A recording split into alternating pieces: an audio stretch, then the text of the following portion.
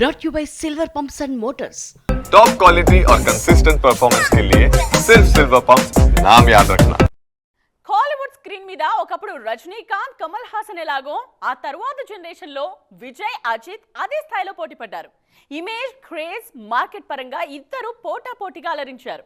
కానీ recent times లో ఈ లెక్కలు మారిపోతున్నాయి. సడన్ గా ఓ హీరో రేస్ నుండి తప్పుకుంటున్నారు.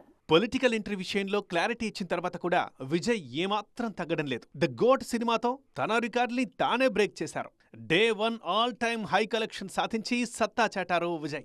ఇక ప్రజెంట్ సెట్స్ మీద ఉన్న దళపతి 69 మీద కూడా భారీ అంచనాలే ఉన్నాయి.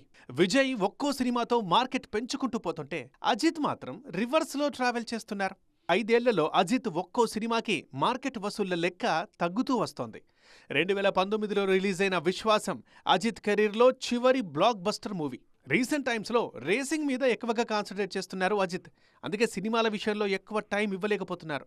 ఆ ఎఫెక్ట్ రిజల్ట్ మీద కూడా కనిపిస్తోంది. నెర్కొండ పార్వై, వలిమై సినిమాల టైంలో మంచి ఓపెనింగ్స్ వచ్చినా ఆ తర్వాతే పరిస్థితి మారిపోయింది. తునివు సినిమాతో డే 1 25 కోట్ల మార్క్ కూడా టచ్ చేయలేకపోయారు అజిత్. రీసెంట్ గా రిలీజ్ అయిన విడాముయర్చి తొలి రోజు వసూళ్లు మరింత తక్కువగా ఉండడంతో అజిత్ ఫ్యాన్స్ టెన్షన్ పడుతున్నారు. డే 1 ఇంత పూర్ ఓపెనింగ్స్ రావడం, టాక్ కూడా అంత పాజిటివ్ గా లేకపోవడంతో అజిత్ కి డిజాస్టర్ తప్పదేమో అని టెన్షన్ పడుతున్నారు. మరి ఈ రిజల్ట్ తర్వాతైనా అజిత్ ప్లాన్ మారుస్తారో లేదో